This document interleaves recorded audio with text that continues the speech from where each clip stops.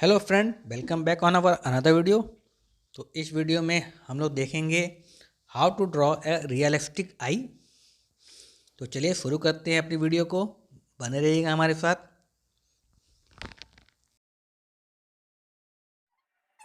तो इस ड्राइंग के लिए फ्रेंड्स हमको ज़रूरत पड़ेगी पेंसिल, रबर, स्केल और कलर मैंने प्लास्टिक क्रेयन का यूज़ किया है। तो इसके लिए पहले मैंने A4 साइज के पेपर में ग्रिड बना लिया है। ग्रिड का साइज 1.7 इंचेस इंटू 1.7 इंचेस को मैंने रखा है इसमें।